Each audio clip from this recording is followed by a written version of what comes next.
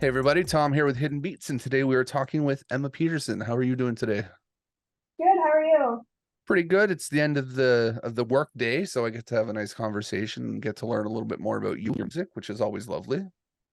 Yeah, this will be fun. hmm So for those who are new, can you give a little bit of an intro about yourself and kind of introduce yourself? Yeah, my name is Emma Peterson. I'm a country singer-songwriter. I'm originally from Winnipeg, Manitoba, which is a small little town of 600 people, about like 4 hours north of Winnipeg. So kind of grew up small town country lifestyle and made my way into the music industry here. hmm What got you into music at an early age? I always loved listening to like all the classic country records with my grandparents. One of my first favorite singers was Johnny Cash. And then it eventually turned into being Taylor Swift, who was my favorite singer. So given that, I had to convince my parents to buy me a $50 guitar from Walmart so I could teach myself how to play. We didn't have no guitar teacher in town. So I kind of just like did that, learned how to play guitar, and then started entering talent contests and kind of just like spiraled upward from there. Was there like a first album or something you remember, like the one that you bought that was your prized possession? Yes. So what happened was me and my sister drove 45 minutes to the next town, and my parents sent me $20. And this is like a really big deal. I didn't know. I must have been like 10 years old at the time, and I had $20 to spend at Walmart. And so my sister convinced me to buy Taylor Swift's debut album. And I think Okay. she did it because she wanted it. Because usually my sister could get me to buy something and then we'd share it and it eventually end up being mine or hers. But we put it in her car on the drive home, and I instantly just like fell in love with the music. I loved her so much. So it kind of started from there. So it started with that debut Taylor Swift CD. And I think I saw on your Instagram you were at one of her concerts. Yeah, I went to the Eras tour in Minneapolis in June, and that was probably the craziest, most best experience I've ever had in my life. Yeah, it looks pretty outrageous for set designs and everything. It just looks like a whole show. She plays for 3.5 hours, which is so crazy. Like, even now that I'm in music, playing for 3.5 hours seems impossible. I don't know how she has the stamina to do it, but it hmm was an incredible show. So grateful we got to go. We weren't sure if we are gonna get tickets because I think everyone knows about the whole like ticket debacle with Ticketmaster. But my friend ended up getting a code from Ticketmaster about like 10 days before. So we got Okay. tickets for like face value, which is very rare. For sure. Yeah, because Yeah. there's a whole big thing. Yeah, like the Ticketmaster thing's going insane, and she's finally introducing shows into Canada apparently at some point by the end of the year. Yeah, it's rumored that she can announce a Canadian tour. So if she goes on a Canadian tour, I feel like I'm gonna want to go to every single show she has. Just start following her around in a tour bus kind of I'll just thing. like right, I'll just like follow everyone across. That's gonna be a long drive. Canada's like so massive. I can't imagine, but we'll see. Maybe I'll plan my own little tour behind hers. And you could even, have little concerts in the parking lot and see if you can get some more fans for yourself that way too. That's a good idea. That Yeah, I just pull didn't think together of and have that. fun. Yeah. Yeah. Oh my gosh, that'd be amazing. Because I mean, that would be the place to do it. People just hanging out in their cars, walking by, and you're just playing music. That's smart. I know, and then you could just like play all Taylor Swift songs, throw in some originals, hmm pretty much just make it like a sing along. Yeah, that'd be really fun. There you go. So now you have to do it if she comes by your Yeah, town and, somewhere. and I'll take Hidden Beats too. Like this was their idea. Um, That'd be something. I'm hoping that so we actually do concert like photography and stuff like that also. And I'm hoping we get a chance to cover one of the shows once we get shows up here for sure. yeah, that'd be really cool. hmm So we are mainly here to talk about your music though, and you have a new single called Got It Back. Can you give a little kind of story behind that? Yeah, so got it back. I recorded with David Thompson in Nashville, and he wrote it with a few talented writers in Nashville. They pitched it to me, and I instantly just like fell in love with it. It's a song about kind of gaining your independence back, finding your confidence again, and really just is like an empowering song. I feel like recording and releasing this song kind of like made me more independent and more empowered in myself and what I do. I think that's why I connected so much with the song. I wanted that message come out and come through with it. The song is more of like a breakup song, really, like when you listen to it. But I feel like there's so many different messages in it, which makes it really special. Yeah, I got to listen to it beforehand, and you could feel the empowering nature of it, kind of, and you can take Mhm. it as both breakup and rebirth, almost in a sense too, of Yeah, you're getting your independence, like you said. And yeah, it's a good song for yeah. sure. Thank you. Yeah, it's definitely where it's past the breakup. It's like I'm over you, and this is what I'm doing now with my life, and like this is where I'm at, which I really like that about it. hmm How do you think your music has evolved from like back in 2019? You have Maybe Tonight, your single released then. How do you think your music's evolved to now? Geez, I feel like from 2019 to now, I have no clue what I was doing in 2019. All I knew is that I wanted to record and release a song, and figure out how to be a country singer who is more than just the girl who goes and sings and talented. Um, and the growth that I've made since then, and kind of like where I've discovered myself as an artist, I feel like really happened after 2019, actually during the pandemic. Once everything shut down, I had time to kind of sit down and sit with myself and figure out what do I want to sound like, what messages do I want to have in my music, and that evolved, like that evolving part of me really happened in 2020. Sorry, 2020 and 2021. I got to release kind of like a few songs from there, and then last year I took all those songs that I wrote and put them on a little EP and released that. And I feel like that was kind of my first, well, it was my first album that I released, but it kind of was a collection of songs of what 2019 till 2022. And now this new song is kind of putting me more in the pop country direction. I feel like I'm very much influenced by everything that I listen to. I don't just listen to country music, I listen to pop, folk, alternative, kind of whatever sounds good I'll listen to. And I think as long as my music is authentic to me, I hope that it'll resonate with the listener too. hmm And you're part of the Western Canada kind of country music scene. What do you think, or I guess, what's your opinion of the scene out there these days? I feel like there's so much talent here. Like even in Manitoba, like I I got to go last year to the CCNAs in Calgary and got to kind of experience or watch some of the Alberta country artists who are also so talented. But I really feel like in Western Canada here, everything's very spread out, and we don't have a time to get as much of a chance to get together as much as we want to. So when we have like an award get supported, and there's just such good songwriters here, and maybe it's because we have a lot of time. Just we have like cold winters, have a lot of time to like sit with our thoughts. Very good writers out here, but I'm biased because I'm from here. So, hmm but I'm very much influenced, and even where I grew up, my area, there was another artist, Desiree Dorian, and she came from a small town, kind of more northern Manitoba. And I looked up to her and I was like, okay, if she's doing this, then how can I do it as well? Yeah, we actually, like, I got to talk to her last month, I think, right? It was just her singles that just came out. Yeah, yeah, and she's awesome, and she's been a huge mentor to me and my music. I mean, we have like family cottages that are only about like 5 minutes away from each other. So even last weekend, we just got together and are just able to bond over kind of being from a small town, and doing music too. hmm Is there any kind of artists out there that are some of your favorites that people should be paying more attention to? Do you want more of like independent or like just kind of what I'm listening to right now? I mean, I'll leave that up to you. Whatever you think we need to know about. Yeah, I think right now what I'm listening to, or like right now, like for more independent people in Manitoba who I'm listening to, would be definitely Desiree Dorian. Jade Turner is an amazing vocalist. She just released a song called Dead Weight. And it hmm is like the most insane, like vocally challenging song. It sounds so good. And so I feel like for two females from Manitoba, there are definitely ones that I look up to and I'm so grateful to call them friends. And then just other females that I love right now is like Carly Pierce is releasing insanely good music. Kelsey Valerie and Maren Morris, definitely influenced by their stuff hmm right now. Yeah, we've actually got an interview dropping, I think Monday, with Jade Turner about Deadweight. So Yeah, that's it's waiting, such a sitting good there. song. It's For such a sure. good song.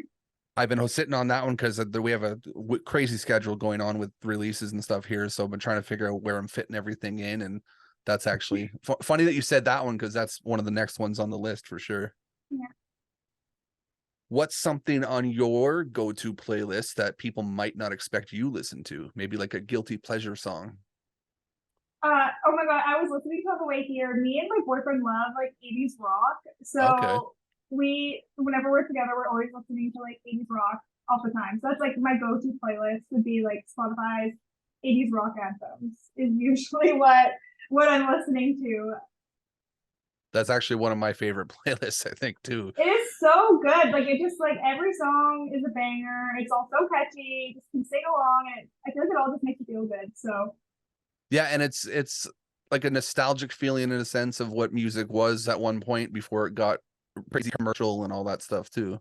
right, and I think maybe too like I grew up listening to most of that with my parents. I mean, my grandparents listen to classic country, so that's another thing I listen to all the time. But my parents listen to 80s rock all the time, and it was so good. So I feel like when I listen to it, I can just like reminisce and like think of my childhood because it was either country music or 80s rock of what we were listening.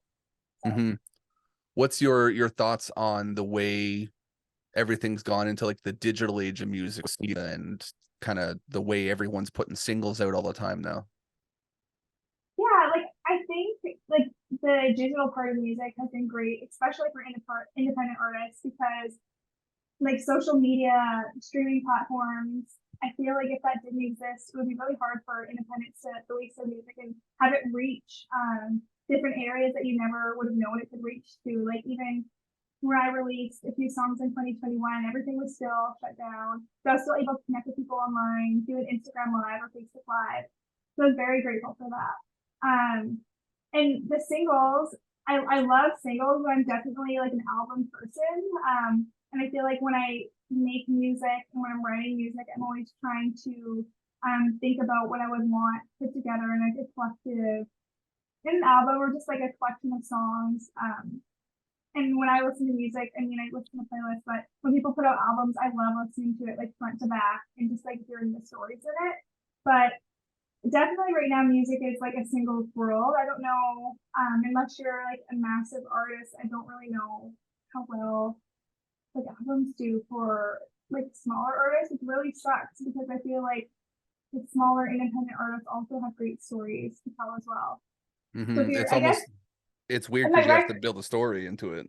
Yeah, so like even like right now, like I have a record player because that's what we listen to music on when I was a kid. Or just listening to music that way, it just like it's a different experience. So I feel like that's kind of like even buying records and listening to music that way is becoming more relevant now. So I hope even that will change.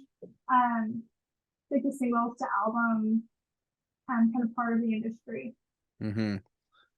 What do you hope people take away from your music if you're releasing a single, or what are you hoping someone's taking away from that?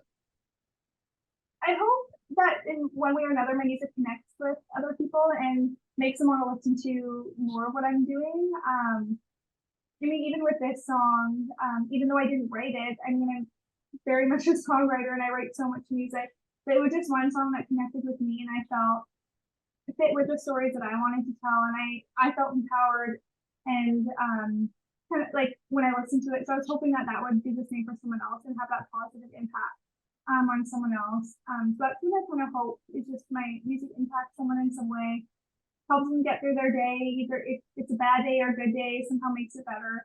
Um, yeah, No, I mean that's good. It's, you got to connect somehow with music, and yeah, everything's subjective for sure.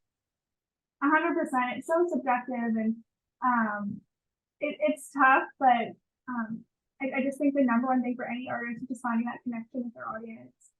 Hmm. What's a live show of yours like? Everyone loves the online stuff, but a live show just has a different feeling. So what's a live show for you like? My live shows right now are very much like high energy. The band that I play with is so good. I feel so grateful to play with such great players. Um, right now, very high energy. We had an opportunity to play at Dolphin Country Fest just a couple weeks ago. I'm playing Manitoba Sunflower Fest next week, and I definitely try to like shape my shows around the festivals or shows that I'm playing.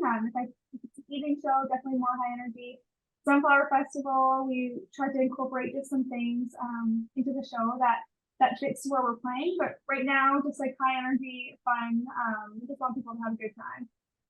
Yeah, no, it sounds like I saw some clips of yours and I was interested in kind of what a full experience would be like. And I've actually got one of my team out there in Winnipeg. So I get him Oh, to cool. go out and cover some shows for me sometimes too. So hopefully one day we'll get to see a live coverage of one of those. Yeah, that'd be awesome. I'd love to have you guys out. Well, if you're anywhere near Winnipeg, you let me know and I'll make sure to get him out there. Cool, cool. Yes, I will definitely contact you after this. hmm Now, I do have a couple fun questions I like to ask, and they're always a little bit unique, but it's more of an insight to who you are as a person. And I think my favorite one of the whole bunch is, what's one thing you think should be asked more in an interview scenario that's not asked enough? Oh, geez. That's a good question. Here, when you asked this question, I thought you were gonna ask like what's my favorite food or something. So I don't know why I must be hungry. I was like trying to think of that before. This is totally off topic. I was like iced coffee. But what do I think should be asked about more? I Maybe something mean, you want to hear more about, like of an artist or I something too. I think I definitely like to hear a lot about like people's songwriting process. When I listen to interviews, I love hearing about like how the music was created. Like, did it did it take them 30 minutes to write the song, or did it take them like 3 months to write the song? And who produced and like what players were on it? I feel like I'm always interested. I mean, when I buy an album, the first thing I do is open up the booklet and read about kind of more just about like how everything came to be. So I think definitely more about that and um just more to get to know who artists are, which I think that you've already done a great job of doing.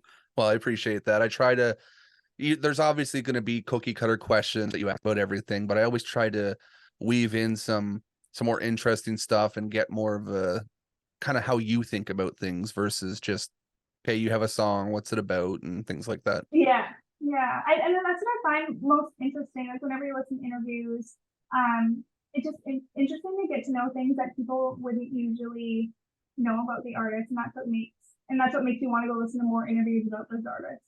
hmm I mean, so since you brought up favorite food, how about what's your last meal?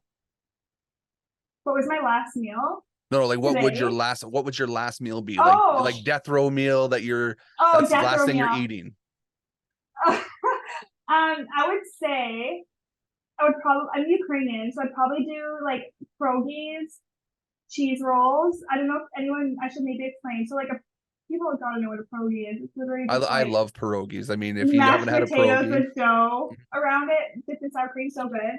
Cheese rolls, which is like a crepe that like you put cottage cheese down and you roll it, okay. and it's literally just like a cheese roll. hmm Um, and what else would I want? Just like pierogies and cheese rolls. I think that's all. And You wouldn't probably have a 6 course meal type of thing?